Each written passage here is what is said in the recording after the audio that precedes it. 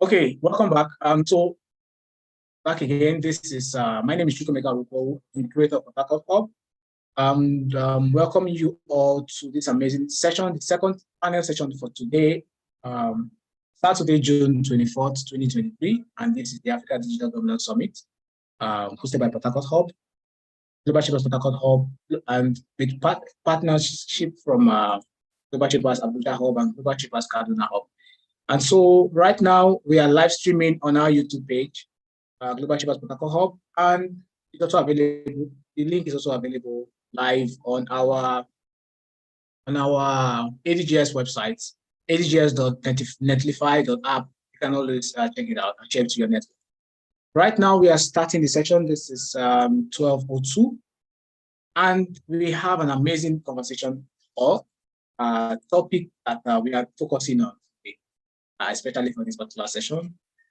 Theme of Africa Digital Governance Summit 2023 is the transformative power of technology, charting a path for responsible innovation and the realization of our 2030 agenda.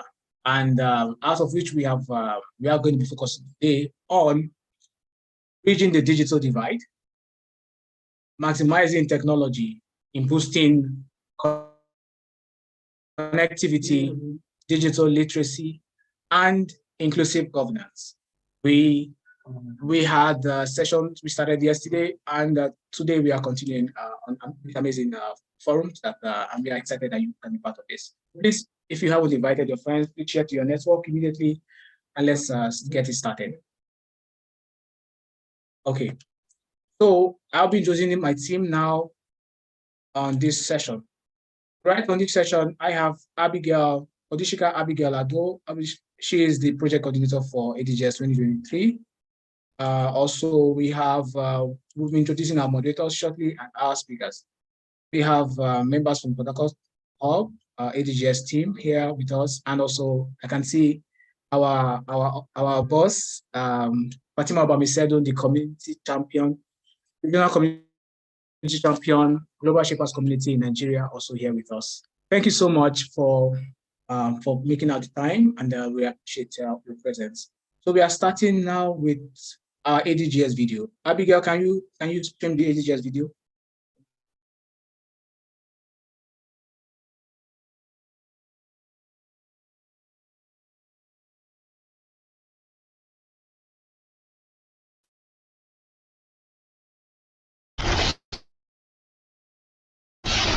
In a world of digital transformation, where technology is intertwined with governance, here comes an amazing event, the Africa Digital Governance Summit.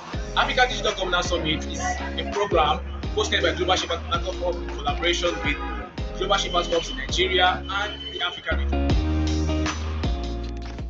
Are you ready to embrace the future, shape policies, and revolutionize governance in the digital age? The Africa Digital Governance Summit is here to empower and unite leaders, change makers, and innovators from across the continent.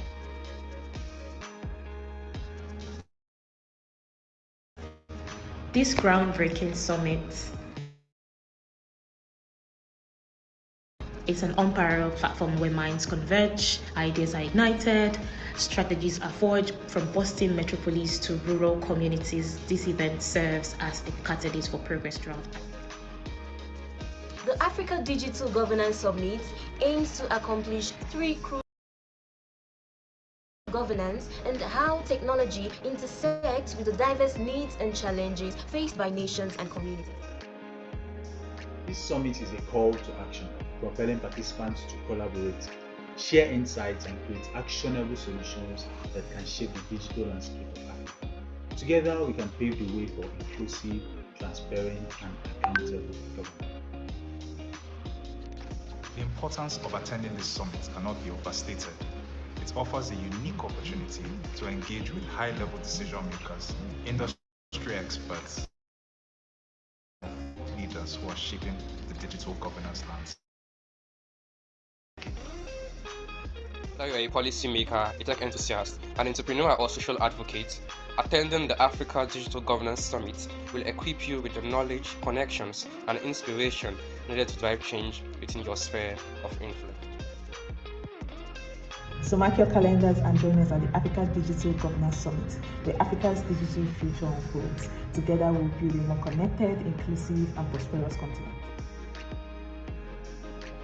Visit adgs.netlify.app for more information to secure your place at this transformative event. See you there.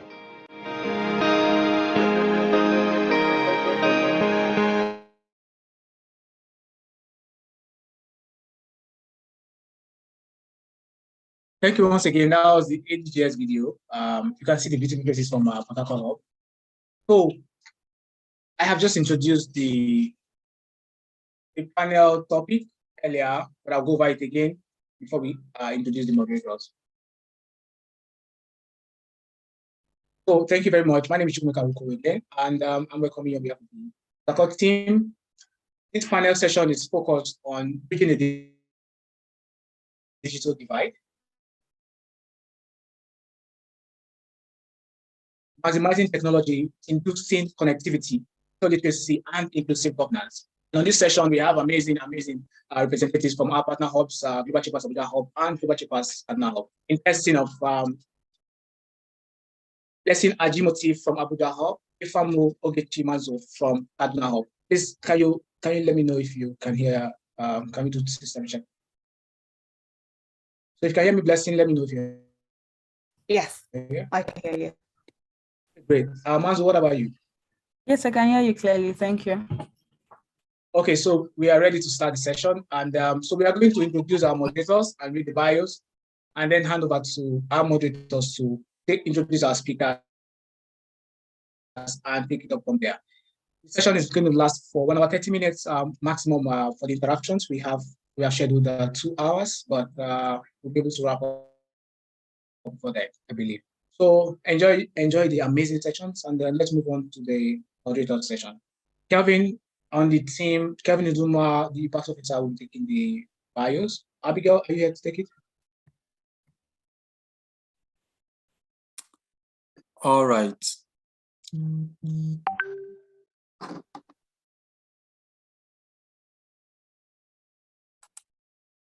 Okay. Nifamo Ogechimazo is the founder of Pharmatrex Agro Allied and Technology Company, a Nigerian-based agri-tech company that has been featured on Euronews and Africa.net as a company solving local problems innovatively. It was selected in the recently concluded Startup Nigerian competition as one of the top 30 innovative startups in Nigeria, which has so far engaged more than 1,200 smallholder farmers on sustainable agricultural practices. Yifamu built Pharmatrix from 1.5 million naira commodity trading company to a 120 million trading company. In the last 4 years, she has created partnership with AFEX Commodity Exchange Company, Olam Agri, Appeals Project of the World Bank, Sunseed, and Laba Grains. Nifemu is also an alumnus of the Young African Leadership Initiative, YALI RLC, where she was being trained on distinctive leadership and entrepreneurial skills. She is also a Faith Foundation alumnus and a Tony Elumelu entrepreneur. She has been sponsored twice by Facebook Nigerian to pitch her business and by the World Bank in partnership with the Rockefeller Foundation, Ventures Platform, and the Kaduna State Government in the just concluded KADDIP program. She has also received scholarship from ExxonMobil and Cherry Bailey Foundation to study at Enterprise Development Center. Pharmatrix was part of the 100 startups in Africa that were sponsored by the SAFEMX Seed Star team. She is an advocate and a young leader committed to fulfilling the United Nations Sustainable Development Goals. She has contributed immensely in the area of zero hunger, no poverty, decent work, and economic growth. She strongly believes that entrepreneurship is the gateway to national prosperity. So she's so passionate about building sustainable businesses. Then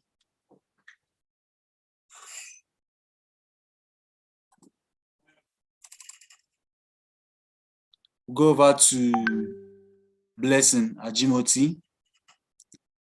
Blessing Ajimoti is a program manager at Public Digital. Her background is in policy, digital innovation and entrepreneurship, business enabling reforms, private sector development, and digital skills development. Prior to joining Public Digital, Blessing was a policy advisor on a 57 million euro German Agency for International Cooperation, GIZ program, and led the technical assistance to a Nigerian state government on their business, enabling reform for private sector and socio-economic development. More recently, Blessing served with the Nigerian Startup Bill Secretariat in the facilitation of Nigerian presidency and tech ecosystem, co-creation, and the Nigerian Startup Act 2022 for the growth of digital-enabled startups in Nigeria. Okay, over to you, Blessing Ajimota and Mazo. Thank you. Thank you so much. Good morning, everyone. My name is Blessing Ajimoti, and my bio has just been read. And just to get us started on the panelists that we are going to be speaking with today, who are going to be discussing all of the issues that we've got lined up, I will proceed to read their bios, just so you have context on those who we have on the panel this morning. So we're going to begin with Daniel Owusu, and he's the managing partner of the Misfits Consulting, and the country youth lead for the World Bank Ghana Youth Voices. Daniel is a highly accomplished project portfolio and program management professional with more than a decade of extensive, varied, rich experience in managerial roles that led to program and project design, planning, moderate execution, and evaluation across diverse sectors such as tech ecosystem, social enterprise, not-for-profit organizations, startups, government agencies, digital media, financial services, and to fast-moving consumer goods. Skilled in design and service thinking, strategy development and implementation, program and curriculum design, venture building, digital transformation, people management, and innovation management.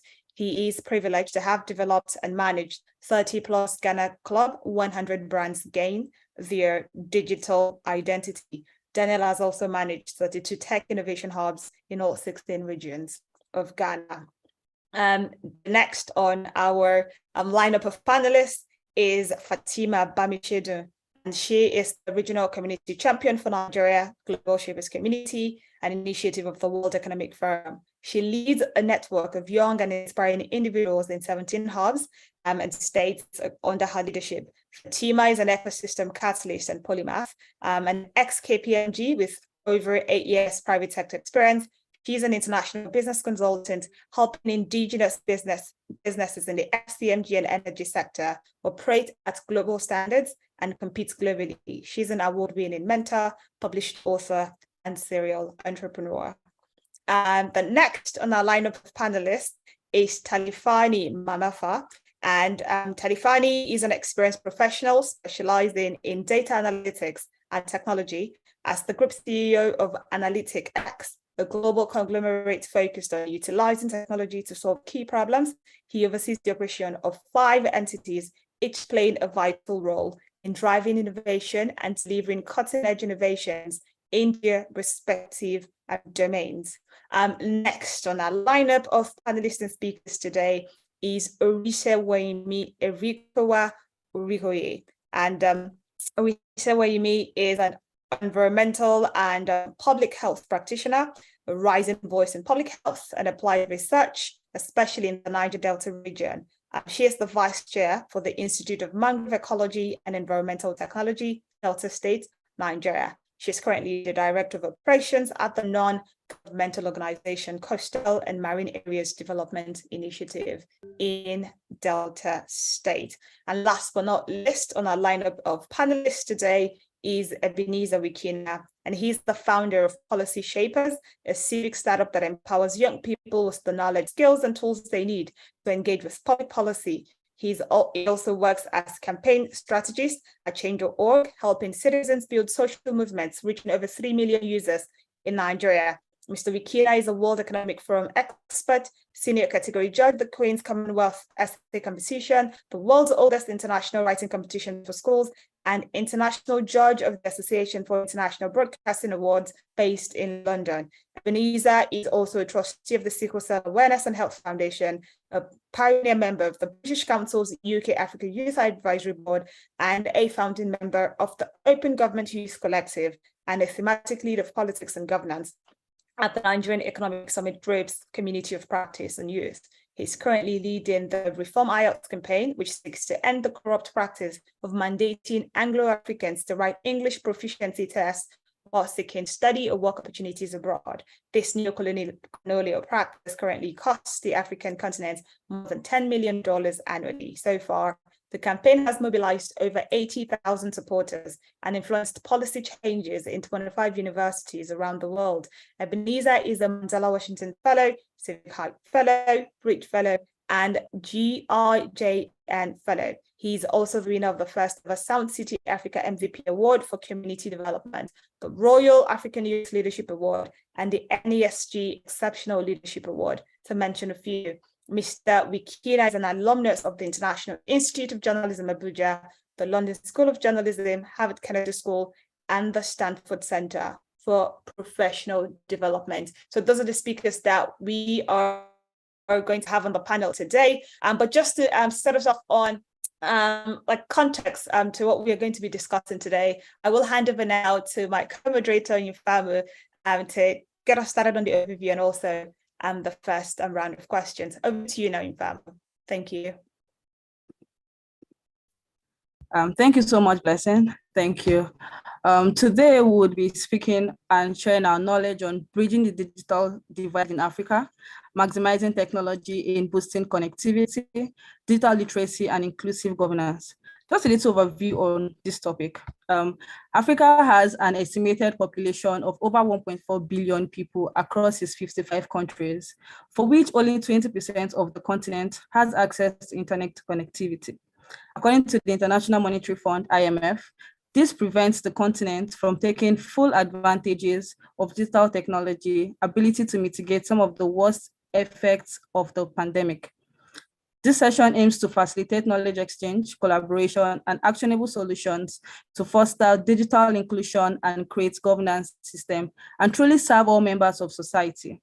We will discuss on digital literacy, skills development, STEM education, and public-private partnerships as viable system for bridging the digital divide in African countries. Also, we will spotlight the need for robust digital infrastructure, including deploying high-speed broadband access and reliable internet connectivity, such as 5G network. Just to delve more into this topic, we would be looking at infrastructure and connectivity.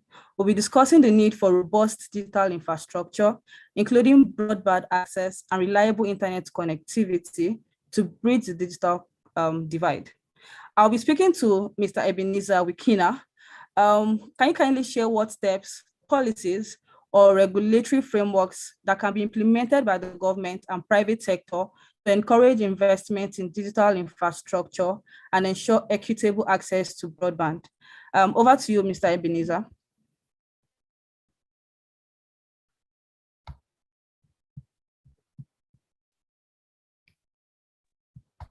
Yes, can you hear me?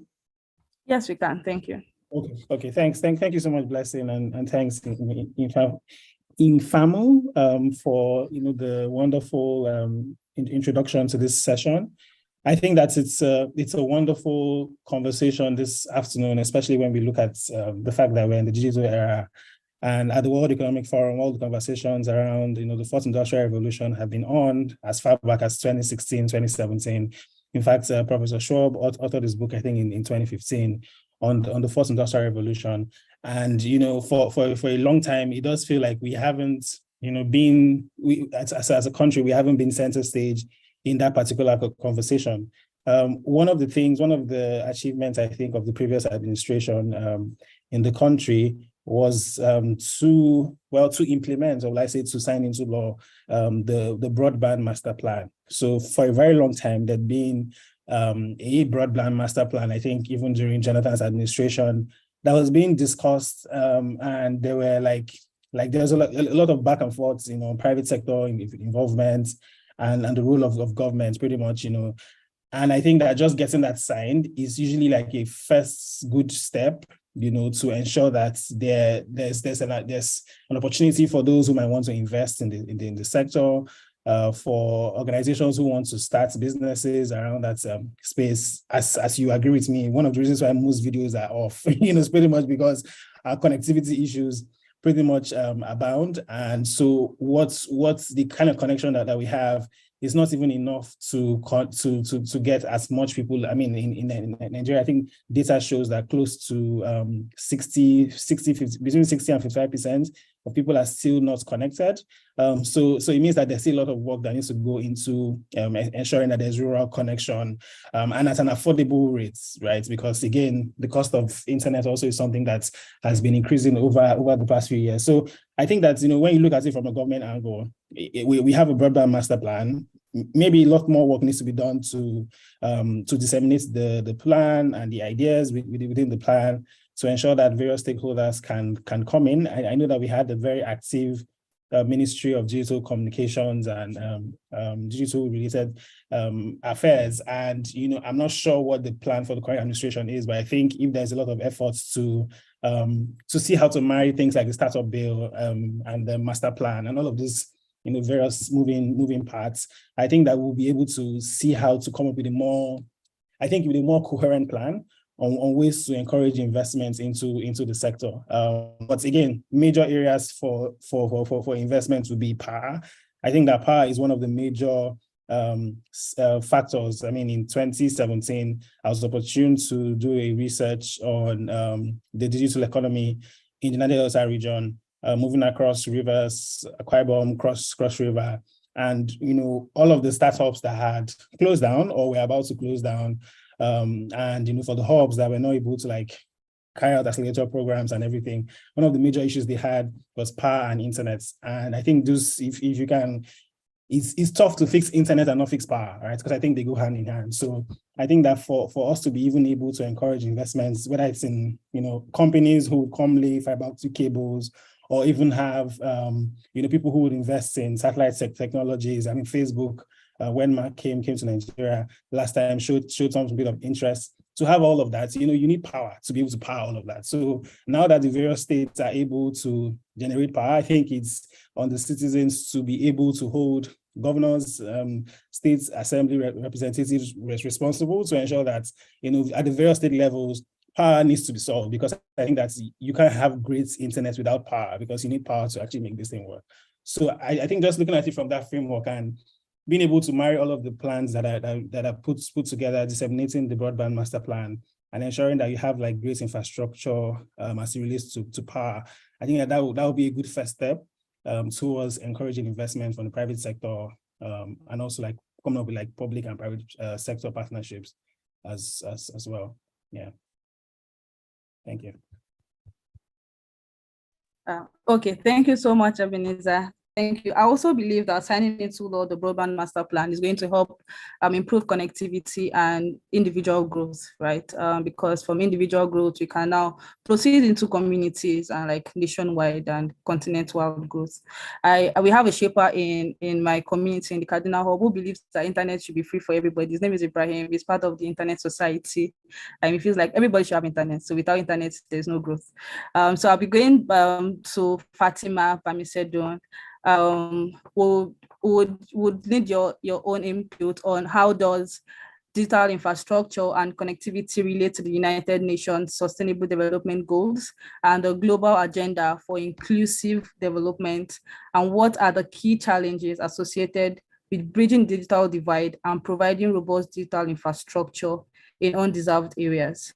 Over to you, Fatima.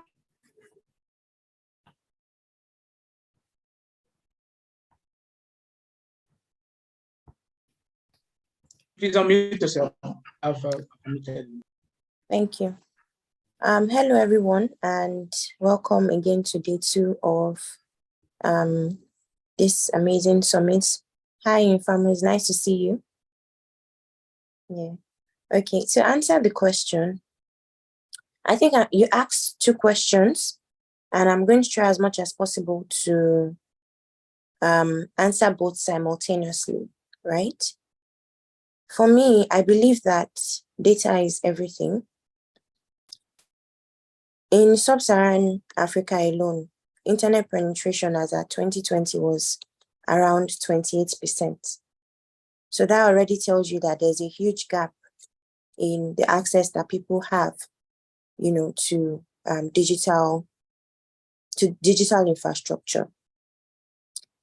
In households, of this 28%, in households with low income, right, we have about 46% of them only having access to digital infrastructure.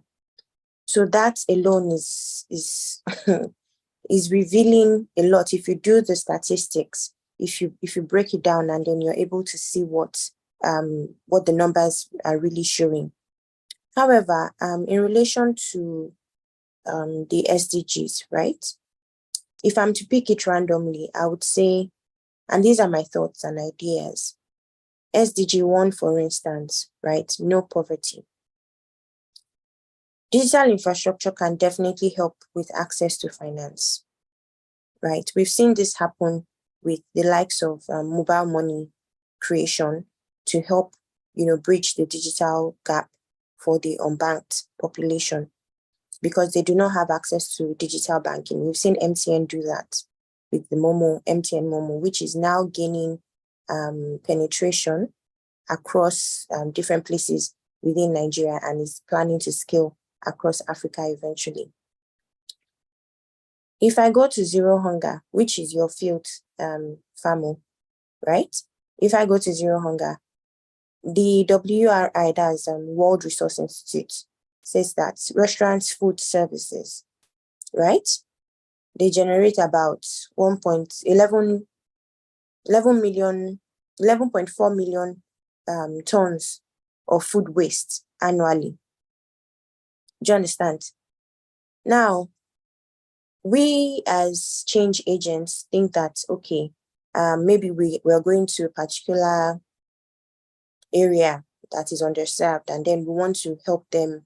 There's not enough food or whatever. But you look at that sector, there is a whole 11.4 million tons of food waste from these restaurants.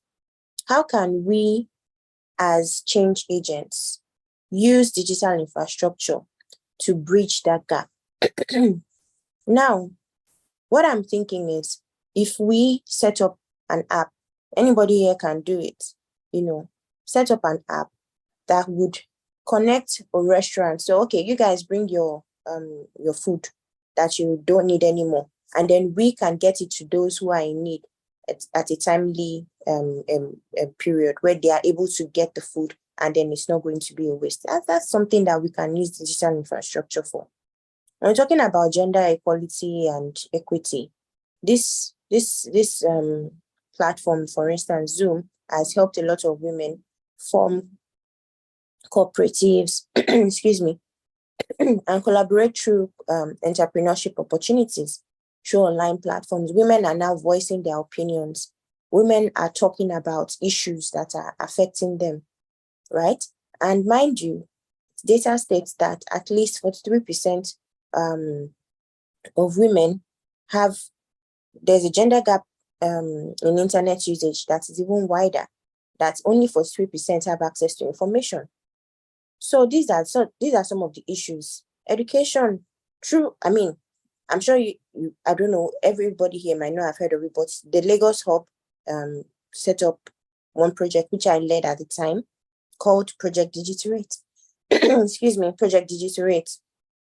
And Digiturate, what Digiturate sought to do was ensure that they were bridging the gap in underserved communities, schools that did not have access to internet, schools that did not have infrastructure. What did we do? We partnered with HP, and then we're able to provide all of these things, which brings me to SDG 17, which is talking about partnerships. There is no other way that we can leverage digital infrastructure as much as through partnerships. And partnerships, to me, is the backbone of the SDGs, right?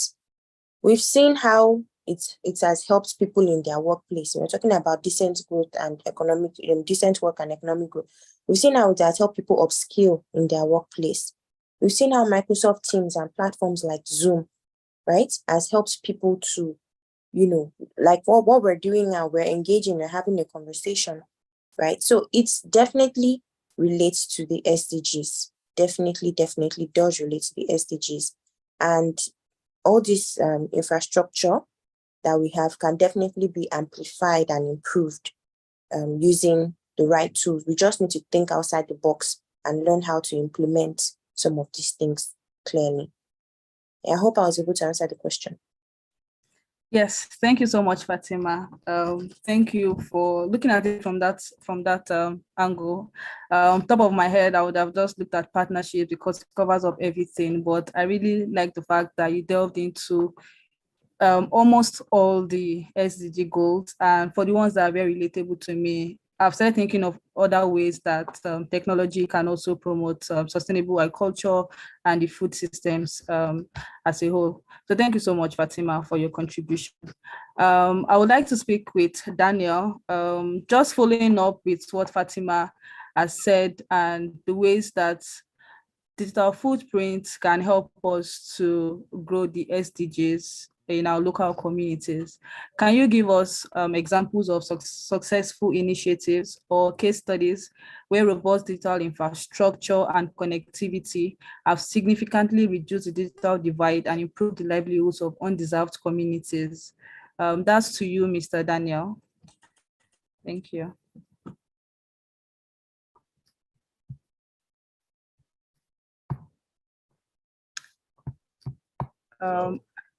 Yes, I'm with you.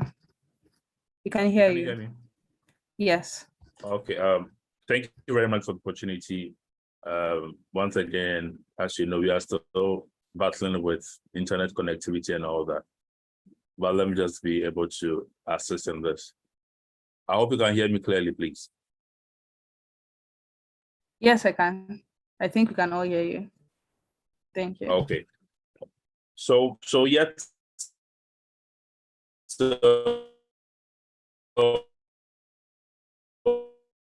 let me start from Ghana, then I can touch base on other countries that are happening too. So in Ghana, we have what we call GIFEC. So GIFEC is mainly a government initiative where they are aiming to bridge the digital divide and extending connectivity to underserved and unserved areas in Ghana. So the key intent is to improve access to communication and also widen the rural telephone connectivity. So across all 16 regions of Ghana. But then again, with the advent of COVID also showed access to, once again, the government moving on with what we call the Digital Education Initiative, broadcasting live learning content through television and radio 24/7 during the period of COVID across the country for regions and cities where they are not able to get access to, which was a plus, and also a call to action for them to scale up and reach a wider audience. Then also we can also have a talk on financial inclusion, where the rise of more money platforms from all the telcos are also helping to serve the unbanked, of which the unbanked sector here, as of last month or two, MTN holds majority of the unbanked data, and also in terms of transactions, more than even the traditional banks, which is a plus. Then the emergence of the tech hubs also helping to scale opportunities and access decentralizing impact across the country is also on the rise here in Ghana. Then we have what we call the National Digital Property Addressing System, where we'll be able to map out individuals and organizations with respect to their locations to also help in tracking businesses and also influencing tax collection when it comes to activity-based and all that. So let me flip to other countries where there's so called the Project Loon, which was an initiative of Alphabet, the mother company of Google, where they are also helping to provide internet connectivity to remote and underserved areas using high altitude balloons. So in areas like Kenya, Peru, and Sri Lanka. So what they are also intending to do is to help bridge the digital divide by enabling previously communities that were connected to internet, having internet access, now get back to what they are missing out, in view to also increase access to online education. I think it also came at the background of COVID, all that. Then we have what we call the Digital Village Initiative, which is from India. So there again, the Indian government is also helping to transform remote villages into digitally enabled hubs. So here, in the context of access to digital services from e-commerce, digital banking, telemedicine, and e-learning, in view to boost the ecosystem of the healthcare and education and entrepreneurship ecosystem there in India. Then again, when we have what we call the Digital Green, so the Digital Green is also an initiative where they're trying to help serve farmers with agricultural knowledge in terms of the techniques, in terms of the resources, in terms of updates of their soil and other information to help them align with what is happening within their value chains to aid them scale and also create efficiency in their produce. So within the same Digital Green Initiative, there are similar organizations here in Ghana doing the same, like the Farmer Line, the Agro Center, Grow For Me, Isoko, just to mention a few, are all doing the same to reach the agriculture sector or service, with main focus on the small-scale farmers to be able to be a bit closer to the main value chain that could help them scale. Then lastly, I'll touch base on Internet SRT, which is also an initiative sponsored by Google and also the Indian Google and Tata Trust, where they are also trying to once again enhance internet accessibility to Indian communities. That has solely helped to increase growth in education in these respective localities. So I think these are a few robust digital infrastructures that are in place. I know there are lots, but because of time, these are a few that I can touch base on as time goes on or other. Thank you.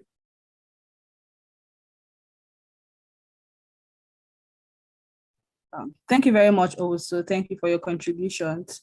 I really enjoyed the fact that you used connecting with smallholder farmers, right? A lot of people think that technology has to be a very big system, but it's just an enabler, right? Enabler for solutions.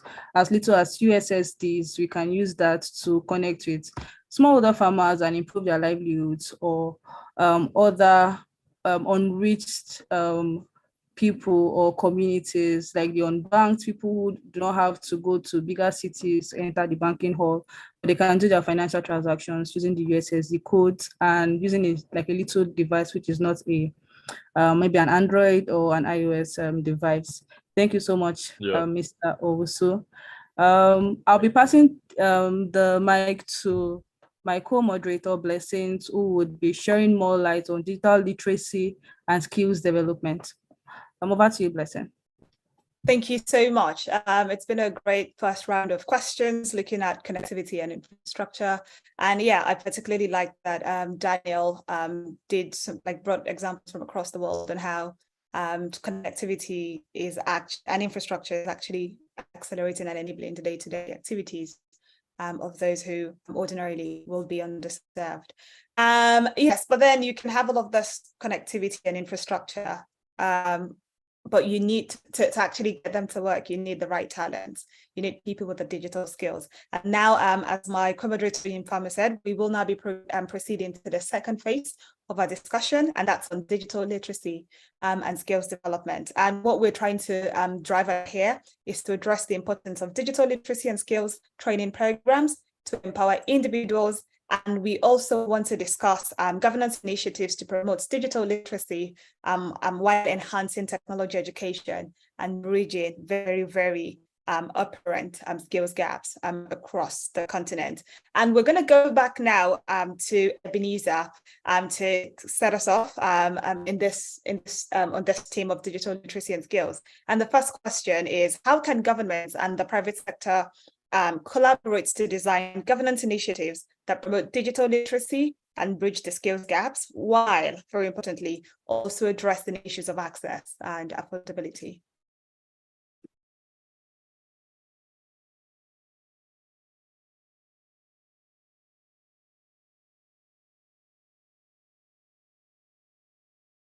Yeah, sorry, I was waiting for the host to unmute me. Yes, thanks. Thank you so much, Blessing, for that question. I think it's a great question, and I mean, there's several schools of thoughts on this, right? I'm leaning more towards a school of thoughts that says that we always do not need to create intervention programs for things that we can build into our education sector.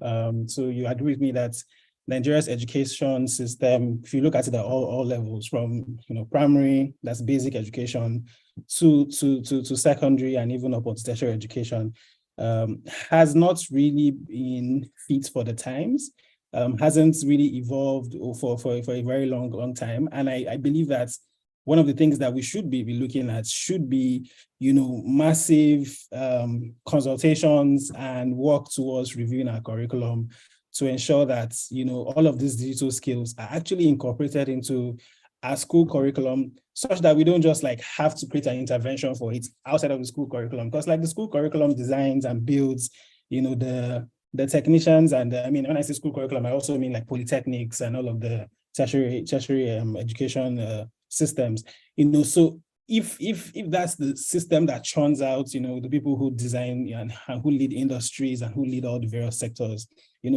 my school of thought is, we have so many intervention programs, and I feel like government and private sector doing more intervention programs might not be as sustainable because most intervention programs are limited by donors.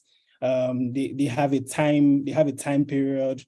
So why not build this into the school system? And we've seen so many countries do this. I mean, China, Japan, Korea. I had an engagement with the Ministry of Innovation in Korea recently, and they're already working on ways to work with education to build in most of the skills that Samsung needs for most of their programs. They're building that into their subjects and their practical programs, where they have students learn that, such that when they come out from school, they don't need to go do an intervention program to upskill for Samsung. They're already ready to work for Samsung. You understand? So I think that just being able to do that would be a good approach. That's my school of thoughts. But I think if you look at it broadly as well, you would see there have been quite a number of programs, right? I mean, Google has digital skills. There's so many, Facebook has all of these community programs as well.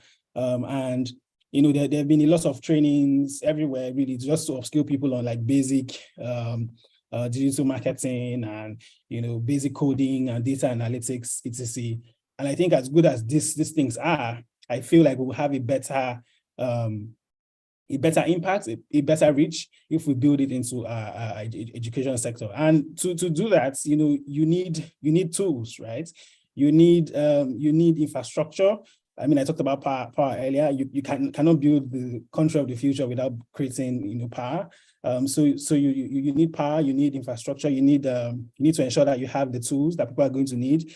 And so that's why all of the advocacy for the increase in education budgets. I mean, over the past 10 years, we haven't invested more than 8% of our national budget on education. UNESCO recommends that every developing country invests 16 to 20%. We haven't even done 10%, so we actually do have a long way to go. But beyond investment, we also need stewardship. So like from the Academic Staff Union of Universities to NUC to all of the tertiary and school board, UBE boards, we need a lot more like accountability, in the sense that they're able to show where all of these monies that have come into the sector are going, and are able to show like they're accountable for investments that are made in that particular sector. So my short answer is, as opposed to thinking of more from an intervention angle, I actually do think that's something we need to begin to think more about from the education sector angle, where we're able to put it into the education sector and begin to teach kids, we see where kids are learning basic coding from as young as 3, 4, 5. And there's nothing wrong if a kid in a community in River State, a other community is learning about, what is RAM and what is ROM, and they're beginning to learn that very, very early. Even if they don't go into it, to become computer scientists in the future, but just knowing how tech has and will influence, every sector, whether it's accounting or, every single sector, law, etc. Just knowing how much influence that technology is going to have. I feel that these skills will be useful for them, whatever path they eventually decide to choose. But we might need to begin to think more from a main versus interventionist angle for us to be more sustainable. Yeah. Thank you very much, Ebenezer. Yes, I agree with your point around how the importance of making sure that the digital skills that are being, even skills generally that have been developed. And importantly now, digital skills need to be relevant to the needs of employers, so with our present needs or the needs of the future. Yeah, and one of the best places to actually do that is through incorporating that or integrating that into the curriculum being taught at schools at the different levels. So with that, government, private sector, whether the academia, everyone has a role to play. Thank you so much. We're going to be moving on now to Fatima to just talk. Let's see how this is. I guess this is currently playing out practically. How digital skills are playing out in practice. And I guess my question for Fatima then is, Fatima, can you please provide examples of successful digital literacy initiatives or case studies that you are aware of that have effectively empowered individuals and communities through skills development and also technology education?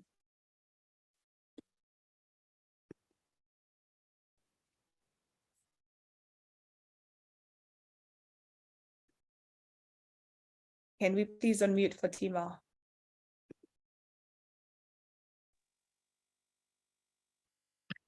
Thank you.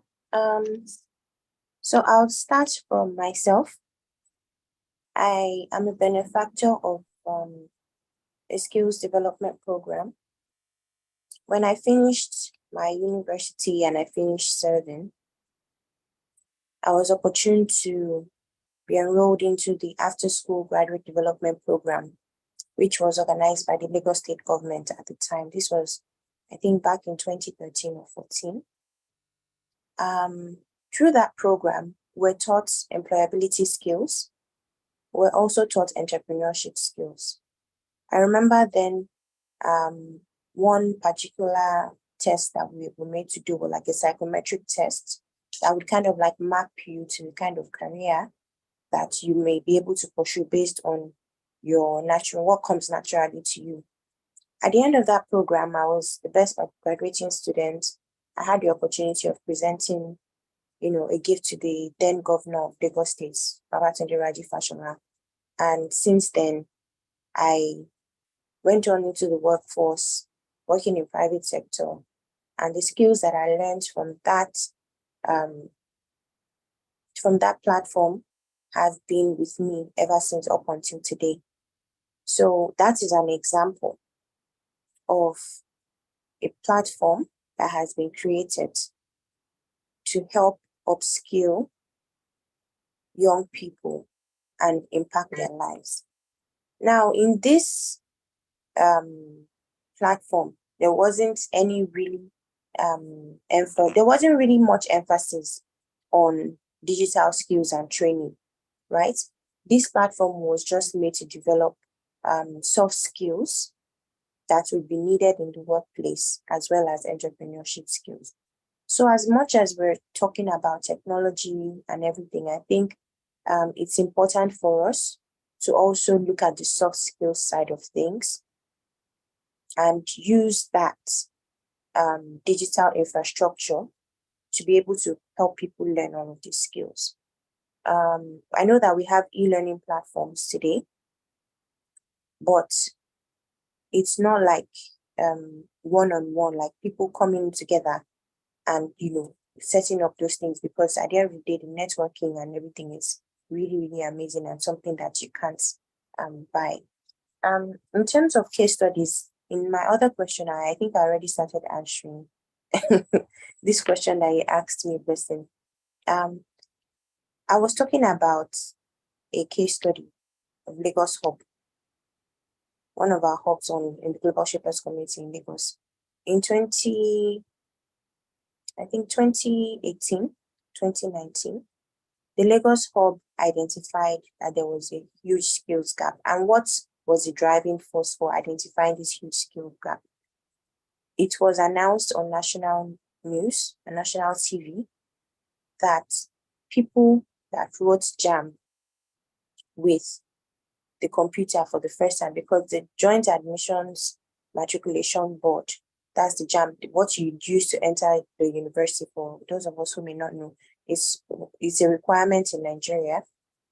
It was usually written by hand in the past. So the government decided to take it a step further and then, provide an avenue for students to be able to write it online, digitally, using computers. And never in history has there been such massive failure. It dawned on us then that, that means so many, it's not like they don't know the subject, because people have been passing, right? It's not like they don't know the subject. It is the use of the technology that was the gap. So what did we do? We knew that high-profile schools where people were paying lots of money would have digital infrastructure, right? But how about the schools in underserved areas? We went to Ajegunle. We did a needs assessment and identified some schools there and said, okay, these schools, they have a computer room, but their computer room is empty. Old desktops that are not even working. No tables, no chairs, nothing interesting for them, for the students to say, oh, we're going to learn computer. And I remember when I was in primary school, I always looked forward to computer class because our computer class was nice. There was AC, it smelled nice. It was interesting to just get away from the book thing and just explore what you had on the internet back then. So we decided that we were going to refurbish. We started with the physical infrastructure of the classroom. We're going to refurbish the classroom. What we did was to come together, wear our Global Shapers t-shirts and get our hands dirty by taking paint brushes and painting the classrooms. We cleaned it up, we painted it.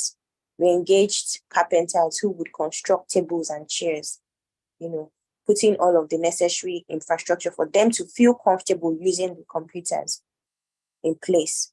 And the next thing we did was, okay, we identified that they actually need computers. They need a computer teacher. So what did we do? We partnered with HP Computers and were able to receive funding for HP. We told them, this is what we want to do. We need to be bold.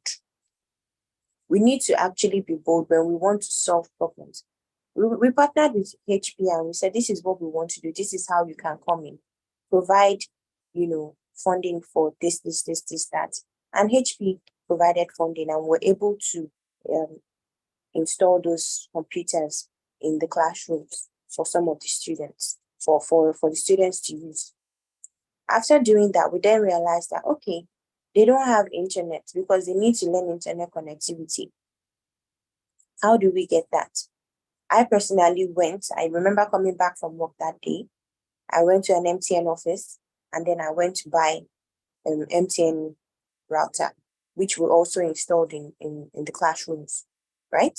We did that. And then we asked ourselves again that, okay, because these things require so many things, there's so many elements to it that we need to think about in looking at case studies and how we can adopt this and implement them in other scenarios. The key is to have replicability and make sure that it's sustainable at the end of the day. We then decided that we needed to get a learning partner, not just a computer school teacher, who we also did a needs assessment and realized that he didn't really know much and he couldn't really give them the kind of skills that would be necessary for them to go to the next JAM, or for the next set to go to the next JAM and go and pass the next JAM exam, or even have, that knowledge that would help them beyond their current situation. So what we did was that we engaged CodeSpark. CodeSpark is supposed to be teaching coding, right, to young students. But then we said, you know what, CodeSpark, this can be an amazing opportunity for you to engage the students and teach them Microsoft skills that they can use, internet connectivity, and then take it up from there sustainably for you to be able to then teach them coding eventually. And that was what we did. This project, we have scaled it in different levels. We also partnered with HP. HP has something called HP Live Learning, where we have been using that platform and sending it to schools within Africa. It would even surprise you that one of the partners, one of our Global Shapers communities in Afghanistan, where education was limited for women, was able to leverage and benefit from this platform that we've been advocating for. So those are some of the, that is one skill. That is one case study that we have implemented in the community. It's impacted so many people. And even till today, that computer lab is still ongoing, and they are still receiving, they're still benefiting from the infrastructure that we have put there, right? Another case study or example is Google Digital Skills for Africa. I cannot count how many people have undergone this training and have used it to better their lives. And I'm not just talking about education for young people. Excuse me. I'm also talking about people who are young, or people who, I'm not talking about education for people who are in school, rather. I'm talking about skills that can help people, young people, get into jobs.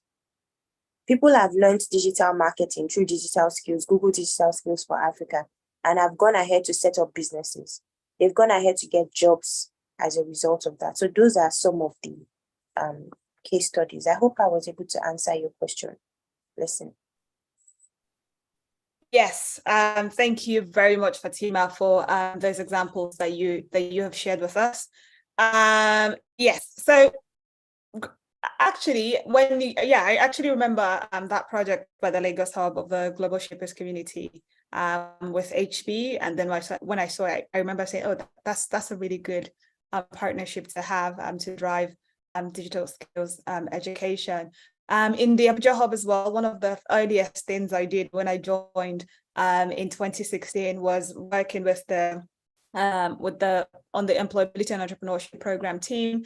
And one of the things we did at the time was help young job seekers with the employability skills they needed to manage, like to use computers, maybe to develop CVs, etc. And also just to like personal branding, so they would be able to have a foot in the door when applying for jobs, and also actually when they get on the job, be able to actually use the basic computer infrastructure to actually do their work. And I think an example, a very great example to highlight here to the audience, is what the Edo State government is doing.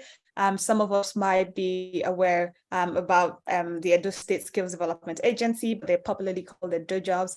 And I think that that's one state that has been very, that's doing really well, driving digital skills education. Right, and they are not doing it alone. They're partnering with the private sector and now increasingly even with the academia in the state to deliver skills. And it's across board, from cloud computing to even to UI UX, like all sorts of skills, product management, etc., just to get the pipeline from Edo State ready for the digital talent pipeline in Edo State ready for employers, and also even for those who want to pursue self-entrepreneurship. Before we go to the next question, before we go to the next question, I want to remind us that we can ask questions. I believe that our moderators have been posting the links for the questions that you might have for the panelists into the chat. If we could maybe share those links again. Yes, the slider links. So please go there and ask the questions that you've got. And our colleagues will read them. We will get to them at the end of the next round of questions. I see that Talifani is here with us now. Welcome. I hope that I've pronounced that well. Yes. So we are in the digital literacy. We're still on the digital literacy and skills development team. And I guess I suppose our first question for you would then be, why do you think digital literacy is essential in today's society? And what do you think the potential consequences are for individuals and communities that actually lack these skills? Over to you now, Talifani. Firstly, hi everyone. Apologies, I'm late. I've got so many things that was coming and made me miss the meeting because of it's not on my calendar, but I apologize. What I think we should be aware of is that the continent has been disconnected for a long time, and there isn't a channel right now that we can leverage, connect each other, and work together. We are still very much trading in silos, and that way we can't compete in other continents. You can't compete with Russia, you can't compete with America. You're working with as a country. And for us to increase market share, we need to work together. Digital creates the connection. So you being digitally literate means that you can understand it enough to know how to trade on this digital platform, build network. So before anything else, like before we think of you trading continental or anything, just having network of people in the continent and you being free to converse with them, it's already a step ahead to create a platform. But if you're not digitally savvy, you won't see the opportunity that it comes with it. That's where I see as a challenge. But I think if we can all start learning from where we are, we can get somewhere. Thank you so much, Talifani. Yes, we need to get started from where we are and then move forward with that. I'm going to yield the mic now to my co-moderator, Yimfamu, and she's going to be taking us through like the next round of questions and conversations on inclusive digital governance. Over to you now, Yimfamu. Thank you so much for such an engaging session, Blessing. Now we'll be speaking on inclusive digital governance. We'll be discussing on the use on digital platforms, citizen engagement tools, and open data initiatives to foster transparency, accountability, and citizen participation in decision-making processes. I really like the fact that Fatima had shared her experiences with the Lagos State government on skills development. I would like to engage her more on of digital governance. So Fatima, I would like to ask, how can digital governance initiatives foster collaborations and partnerships between governments, civil society organizations, and the private sector to address societal challenges, inclusive development? Over to you, Fatima.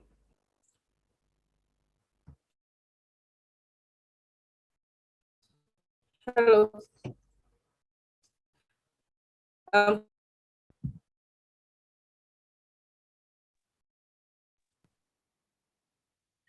Thank you, Infamu. Yes, that is a very good example of how the government partnered with private sector to address the societal challenges, because there was a private sector institution that was delivering the training, and the government partnered with them to be able to do that. So that's a good example. I hope everyone heard that. But generally, I think one of the ways we can foster collaboration and enhance PPPs would be through multi-stakeholder platforms. I'm always talking about how there is a need for intergenerational dialogue. Now, if we set up task forces and say, okay, this is a task force on food and agriculture, and then we bring in the best minds from the private sector with the institutions within the government that are responsible for facilitating this, how can we brainstorm and think about how to solve some of the challenges that we're facing today? And digital governance initiatives that can establish these platforms and bring together the civil society, the private sector, and even the government, right, can help the stakeholders pool their resources together and help the experts, right, in getting a clear perspective on inclusion for development. We've heard of platforms such as the CC Hub. I don't know, has anyone ever heard of CC Hub? You can just signify by raise of hand. Yes, okay, I see nodding. Okay, great. So co-creation hubs are also examples of how co-creation hubs are also examples of how governments can set up digital governance, right, to help facilitate all of these things. Now, if we take, for instance, a decision-making process, let me use as it relates to the AFCFTA agreement.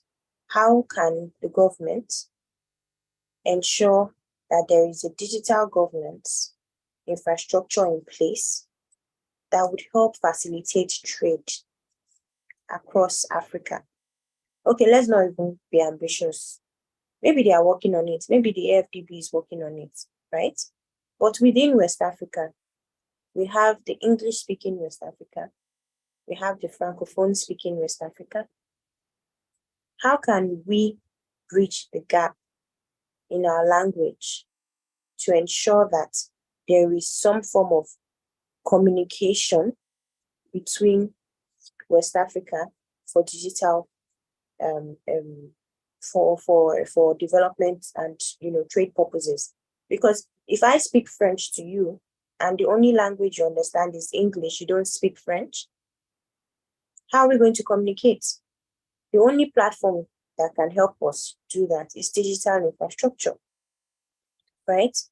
Now, through capacity building at the underserved areas and local levels, there needs to be skills development programs like the one I mentioned earlier that would equip not only underserved people, but also critical stakeholders.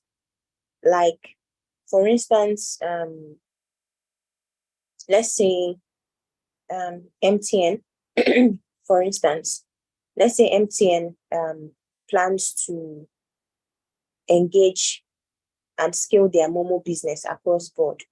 They need the help. Yes, thank you, Portuguese as well. Yes, thank you. They need the help of the government to understand how the people work. They need stakeholder buy-in. So government also needs to help the private sector understand how their community works and how they can best support and provide some of the solutions. Now, at the backbone of everything is the type of policy and regulatory frameworks that are being put in place. right? Policies, frameworks by the government, adjusting the laws of doing business and scaling our efforts as Africa to be able to pitch to the global audience is very, very much important. We always hear of, oh, European businesses are coming to set up here. We always hear, okay, some people are coming to set up here, but how about African businesses, small, medium enterprises, scaling to European countries? What is wrong with our agricultural produce that we cannot take it outside? In FAMU, you're into trading, right? What is wrong with you taking your commodities to the Netherlands where it is needed? We have global migration now. A lot of people are moving. Africans are everywhere now, right? So what is wrong with our own produce as farmers, agriculture? What is wrong with us taking our business outside of the African continent? Why is it that we have challenges in that? It's because the government needs to put policies that favor the businesses in place. And one of the ways that they can achieve this is through digital governance. So I hope I've been able to answer the question. I tried to touch on so many things, but I hope I've been able to answer your question. Thank you so much, Fatima. Yes, you did justice to the question. And thank you for giving us relatable examples. I'll be moving on to Daniel. We've had examples from the Nigerian perspective in Africa and like our neighboring country, Ghana, where you are from. I would like you to give us examples of successful case studies or examples on digital governance initiatives that have effectively empowered citizens, which have improved service delivery and promoted transparency in decision-making processes. I would like to hear your own perspective from like the other side of Africa, West Africa, which is Ghana, where you are from. Thank you.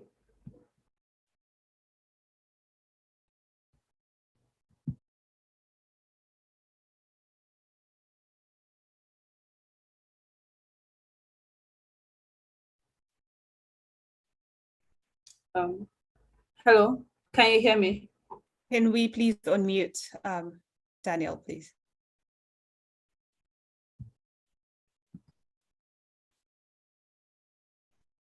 There you go. Try, Mr. Daniel, try unmuting again. Yeah, it's better now. Hello, can you hear me? Okay, so with respect to Ghana, there are a couple of initiatives that is happening, and also as we speak now, Ghana is undergoing what they call the e-transform or the digital transformation era. Digitize our services, and also there's been a few hiccups and a few slowness in terms of onboarding, which is understandable, but in terms of educating to scale it up is a bit of a challenge that we are all asking them to do. But against that background, we have what we call the Ghana.gov portal. So this is a platform that now you can be at the comfort of your home to register for a passport or apply for a passport instead of going there in person. When it comes to the ports and harbor sector, now it's more of digital payment. Your service and everything being more cash. So they're also cutting down human interfaces and also reducing bureaucracies. Then also you can also use the same, and it's interesting to know that the World Bank is the financier for this initiative with the Ghana government to scale that. Then again, we have what we call the Ghana Open Data Initiative, which hasn't worked fully well, but has room for improvement, where government is trying to make data accessible to the public in view to promote transparency and also enable citizens. I always say that it's one thing to show the numbers on the screen, but it's another thing to let us know how the money was being used on the ground. You know what I'm trying to say? So it's very key and pertinent in that context. But let me flip and also share where e-governance is taking headway across the continent. If we start from the MENA region, or let's say Dubai. So Dubai have three key e-governance initiatives that they are running. So they have what they call the Dubai POS. So the Dubai POS is a platform that consolidates data from government entities into a single hub, where businesses, citizens, and government entities can access and utilize data for various purposes. That also is promoting transparency and also data-driven decision-making. They also have what they call the Dubai Now, which during the Expo, we saw a lot of things happening. But the interesting part of the Dubai Now platform is it gives access to 120 government services, making it easier for citizens to access and also interact with government activities at the comfort of your home, which I think this part of the region is lagging. We hope we can catch up with. Then if you go to Estonia, as we all know, Estonia is always at the more like the frontier of e-governance from where I sit. So with Estonia, it's also running a similar thing that now you can have your e-residency, like being the home to apply for your permits and all that without even showing you fees. To just biometrics happening. You can also do your digital signatures. You can and they have even moved ahead to do online voting, which is working for them. When we go to Canada, so they activated theirs in 2011, where they also do more of PPP to also create assets for citizens to engage in policy making and also provide open data for people to collaborate and scale whatever they are doing in terms of getting everybody in. Once again, the African continent is lagging in this aspect. We only hear them share reports and minutes from meetings and parliaments and all that, but we don't see it's more a co-creation when it comes to that. Then we have, Jordan. So the Jordan government is also pushing to establish the same thing, where they are even also doing e-payment for services. And also business registration is now much more easier. And in terms of turnaround time is, I think it's a day. Rwanda is 2 days or 3 days, if I'm right. Ghana is also trying, but Ghana is a week, depending on the type of document you are or type of business you are registering. And let me say also in Ghana,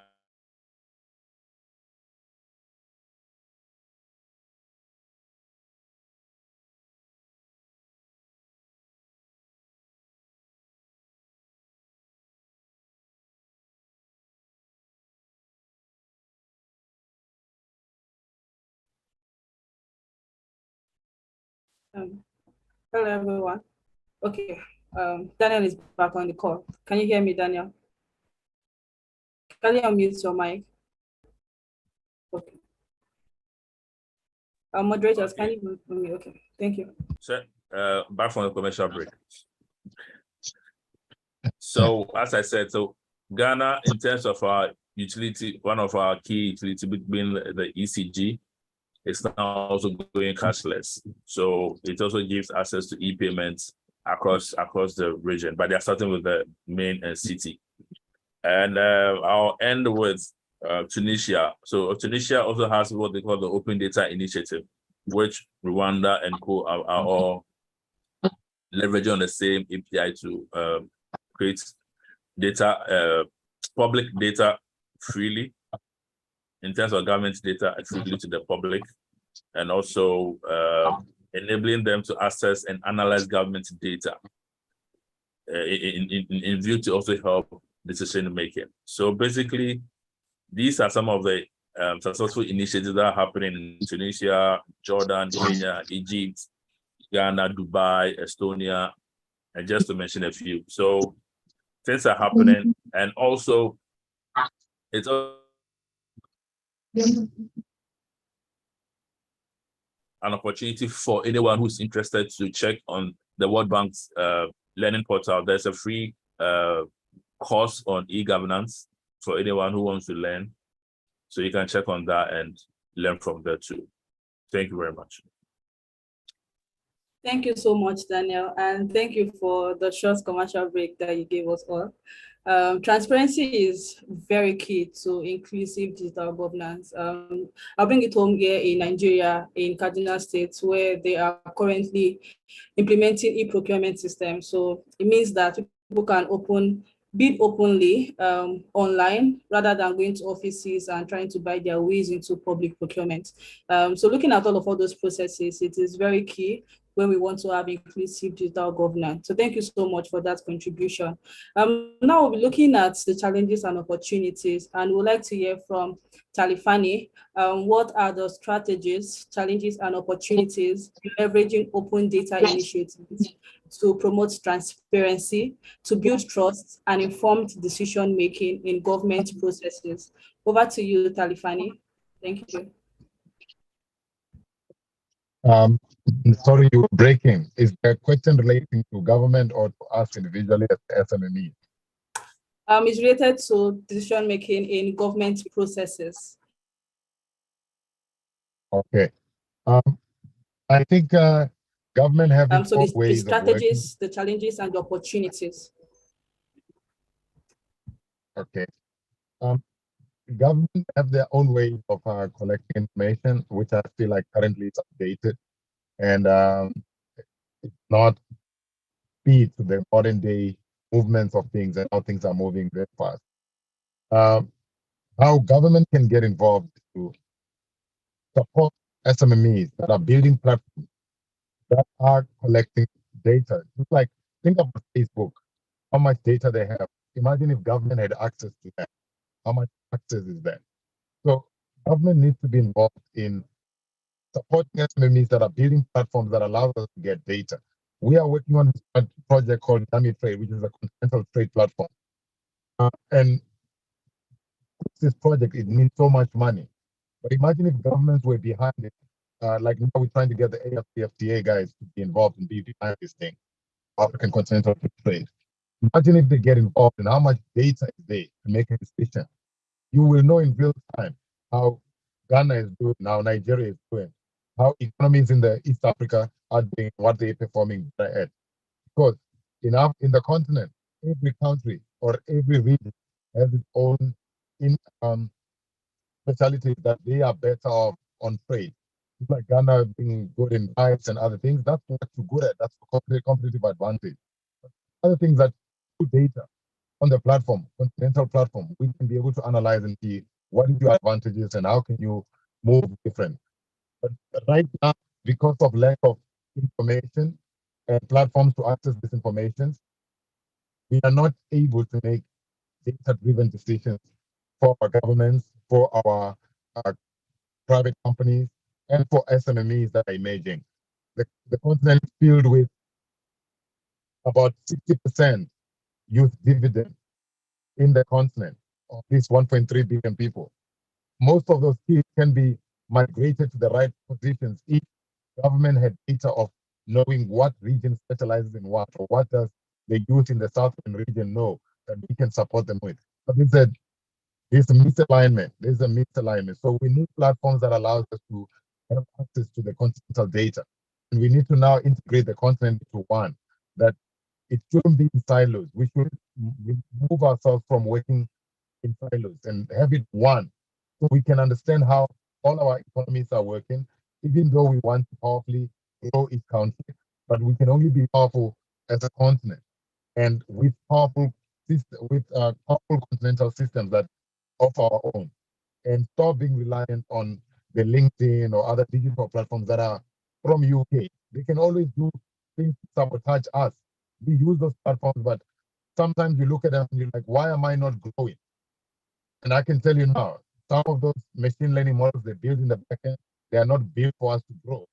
So how do we build our own machine learning models that allows us to expand our businesses, expand our reach within the continent?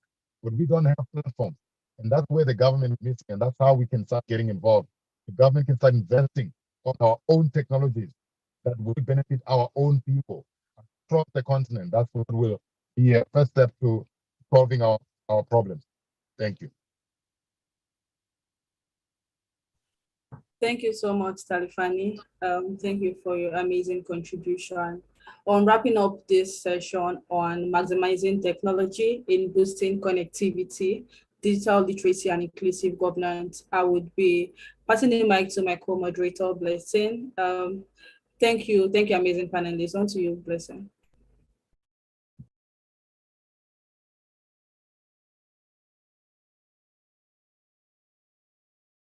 Oh, sorry. I didn't know you didn't hear me. Thank you. Thank you so much, Infamu. And yeah, really, and also thank you to the panelists for those great responses to the prompt.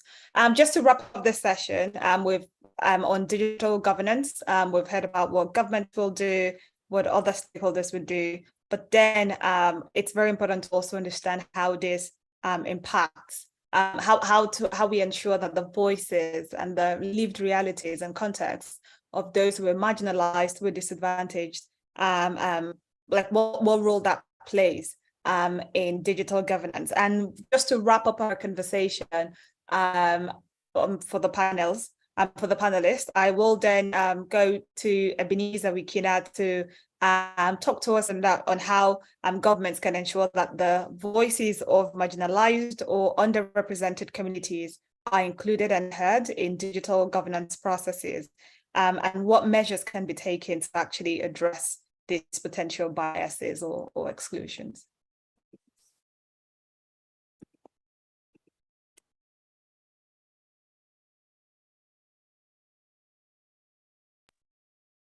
Yes, can you hear me? Yes, we can hear you, Ebenezer. Okay. Thank you, thanks. And it's been really great to listen to the other panelists, to share, especially just sharing all the wonderful examples from the Middle East and Africa on various digital governance initiatives.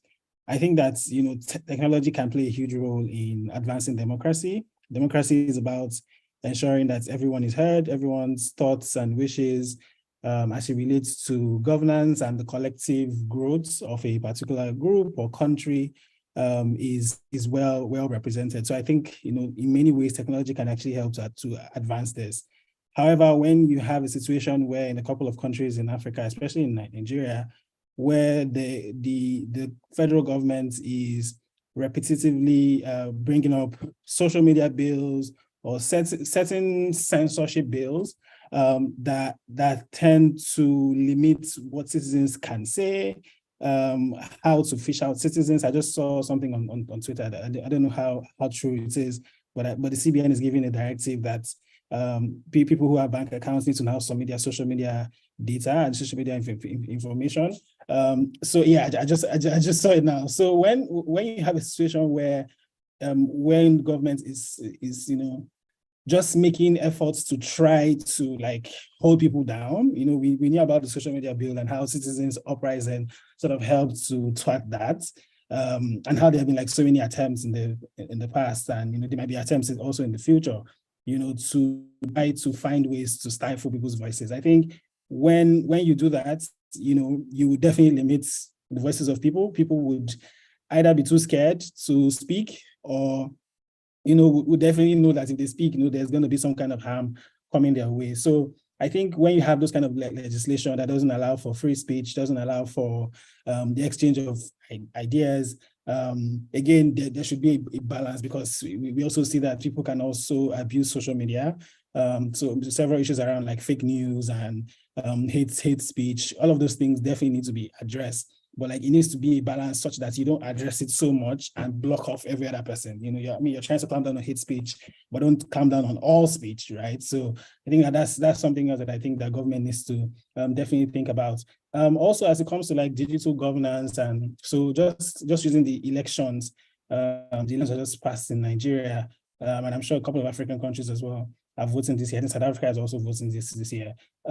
Just thinking about the elections and the conversations that follow elections, you know, so being able to find ways where governments, I mean, and this might not just be government alone, but like civil society as well, citizens generally, to ensure that the conversations during elections and most of these periods are around the issues and ensuring that issues are front and center. So what are the issues about this election? How can we solve the issues? Who has the solutions to solve the issues?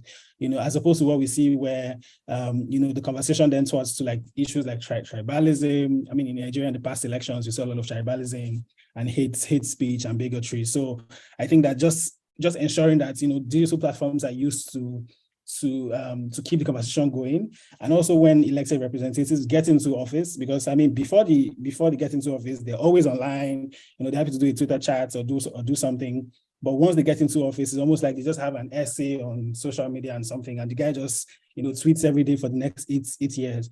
So I think just being able to be available to be engaged, because it's when you're available to be engaged that people will come to engage you, right? So I think that just not having like pseudo account managers for their social media accounts, but being there, being ready to engage, ready to you know, have conversations, have media chats, you know, just be willing to engage fully using the various digital media platforms.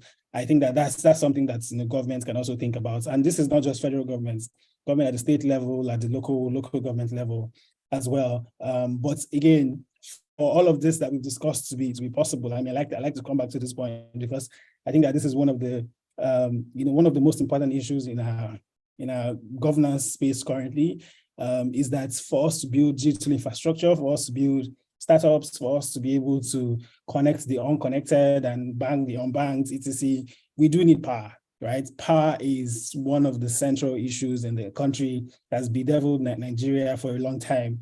And I think that's for us to think about that going forward. You know, I think society organizations, I mean, the Global Shapers Hub, Global Shapers community can actually begin to think of ways where at the various state levels, we need to see how to engage state governments, because now that state governments do have the power to generate power and distribute power, we actually do need states to begin to think more creatively. And it's no longer everybody waiting for Kanji Dam. You know, various states have various forms of resources that we can latch onto. The South can have gas, you know, the North, I mean, there are different kinds of resources that you can use to power. Here there's uranium in Kaduna as well.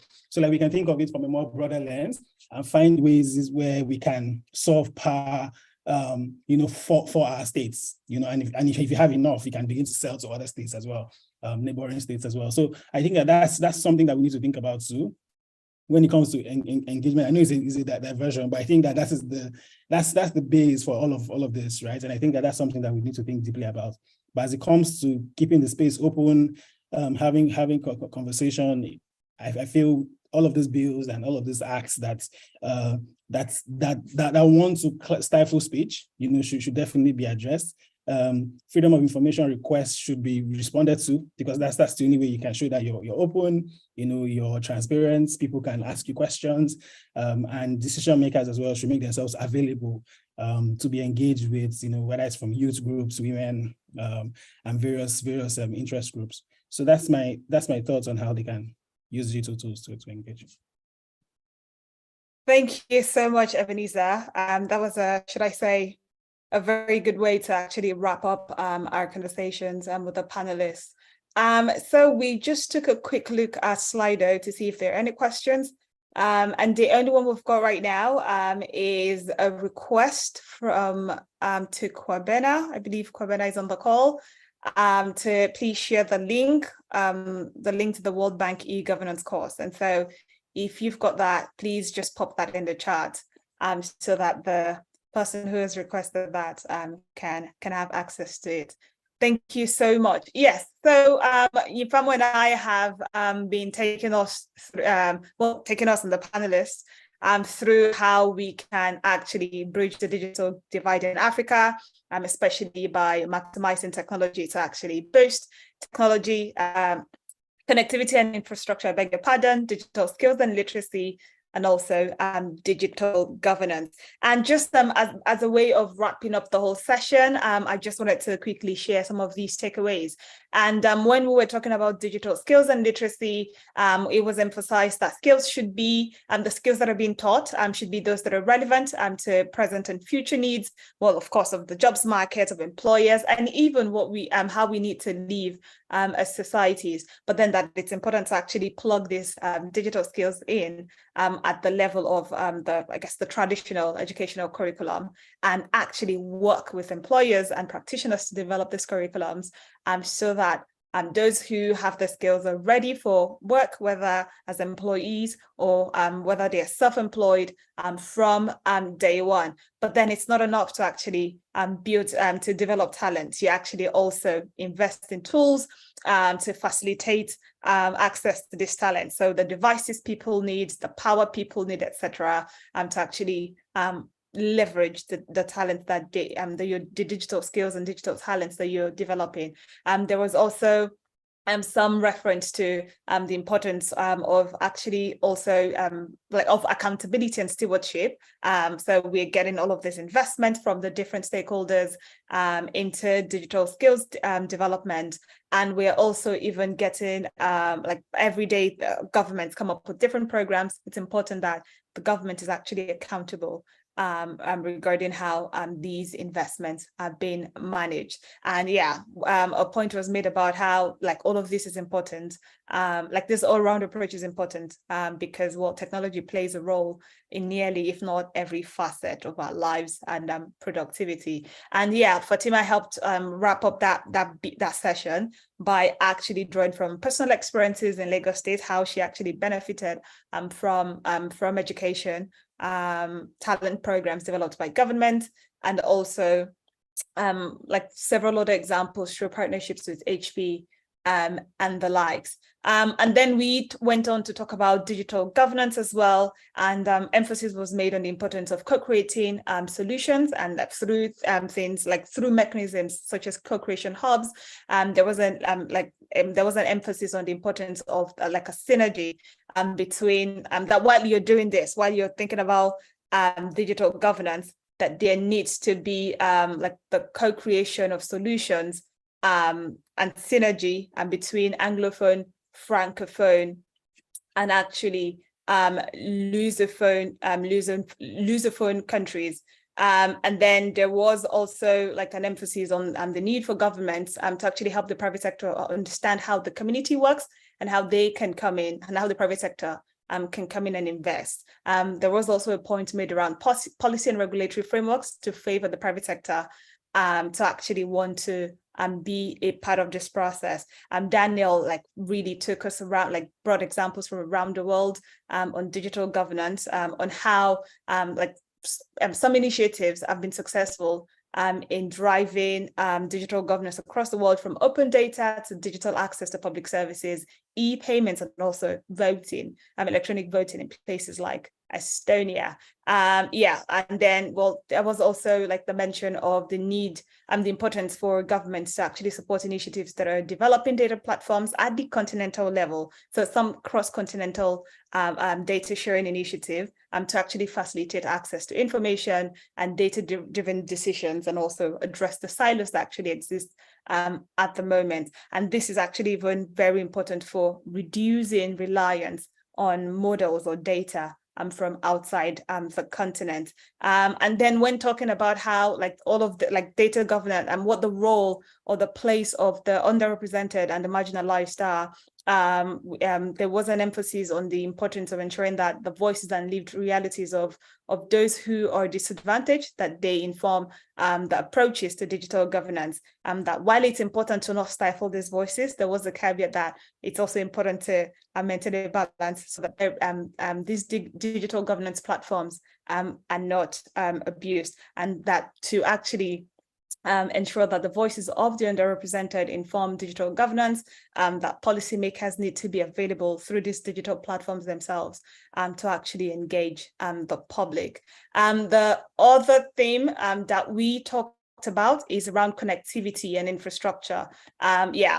I don't think Ebenezer could have emphasized the need for stable power more than he has done today, because like all of these things that we're doing, if the right connections and infrastructure are not available, you can't really have, there would be no need to develop digital talent, and there would be no, I guess, space or platforms to facilitate digital governance. And then like beyond power, we were also able to draw parallels between how like the development of connectivity and infrastructure, how they're relevant to actually promoting the sustainable development goals. And Fatima actually and like showed us examples on how access to finance can help bridge poverty, because mobile money banking, for instance, is bridging digital divides and actually facilitating financial inclusion, and why it's important for people to be able to access data, so making it affordable and even available in places that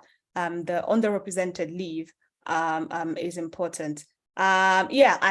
Daniel helped us to actually think also think about examples from around the world where these initiatives that are driving connectivity to the underserved are in place, from like access to blood, access to internet services themselves, and also even banking services. Essentially, we have been talking today about what can we do, whether you're government, private sector, as individuals, and even as groups such as ourselves can help bridge the digital divide in Africa. Just to get us to help us move towards the final phases of our conversation today and this whole panel session, I will now be handing back over to the ADGS team. Thank you very much, everyone, for the opportunity to have this robust discussions today. Thank you very much.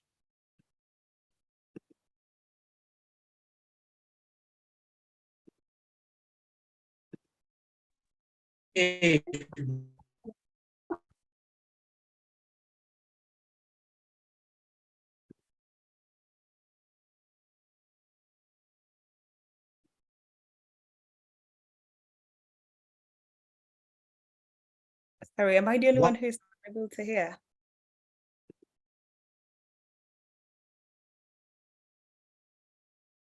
No, Blessing, hi, I can hear you. Okay, great. Yeah. Wow. Hi,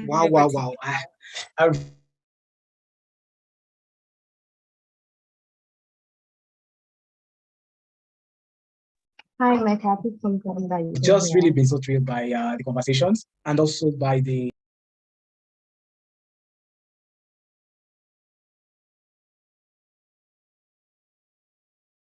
Okay, for some reasons, Emeka has dropped off, probably because of network.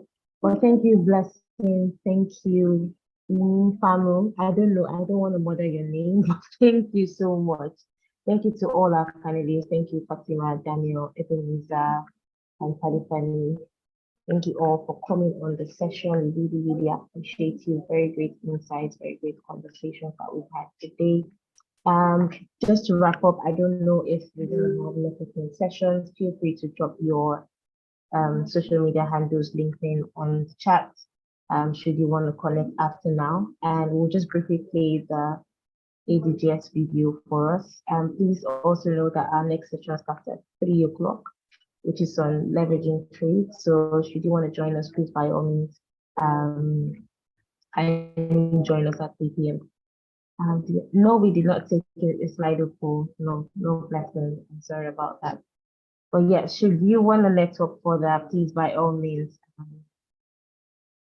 put in your profiles on the chat, your links to connect with each other. Thank you so much for coming on the session, and we really appreciate you. Thank you to all our panelists for honoring our invitation as well. We really, really appreciate it. Yes, in due time. It's also live on YouTube, so you can freely watch it on YouTube. It's streaming live on YouTube. So yes, by all means, you can also watch the replay on YouTube. Thank you guys, and enjoy the rest of your day.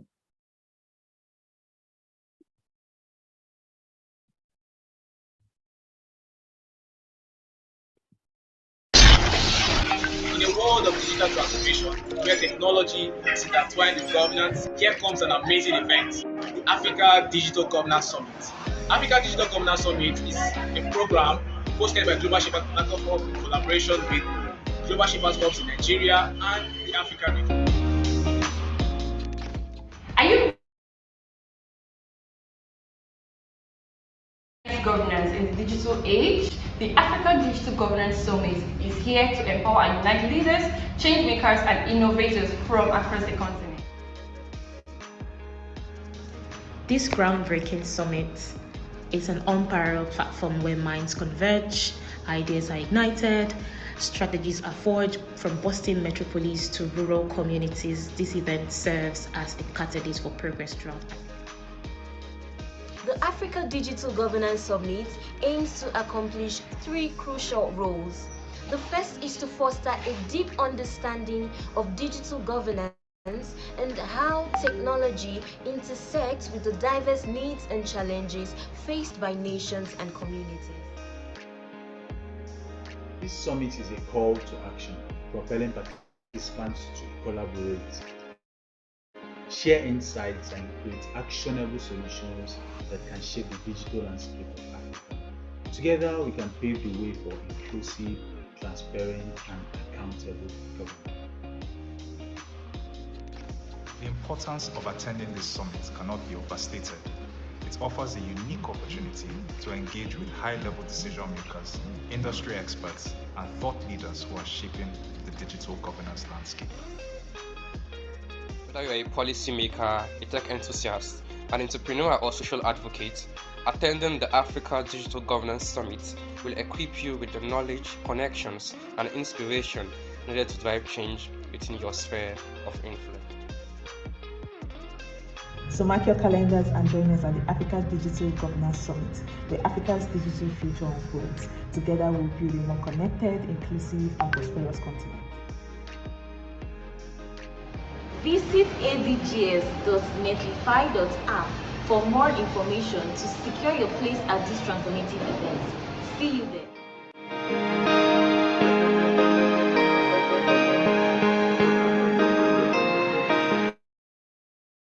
Thank you. I'll hand over to Emeka now.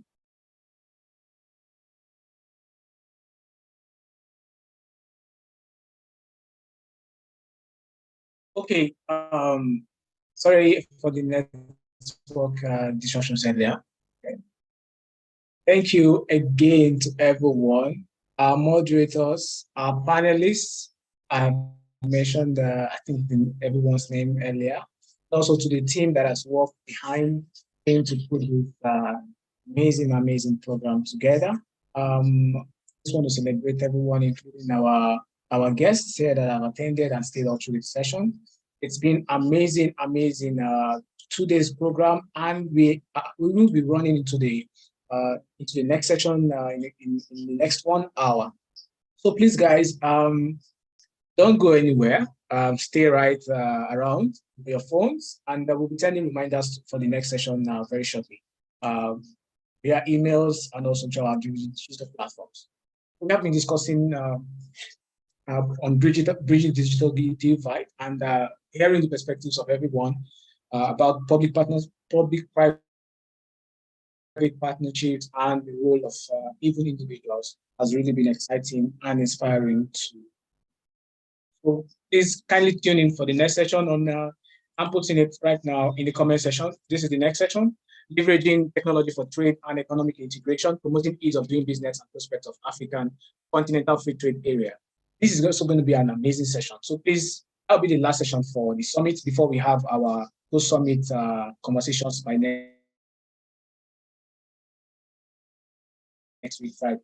So please tune in. That's in Timothy from Abuja Hub, Ifeanyi Umanzo from Kaduna Hub. And also our speakers, Mr. Ebenezer Wikina, Mr. Daniel Uzu, Ghana, Mr. Tadifani Mamafa, and also, there's the last. Okay, so yeah, thank you so much, everyone. It's been really exciting to have these beautiful conversations, and I really appreciate you. Also, our community champion, Fatima Bamisedu for commenting and staying up. Thank you.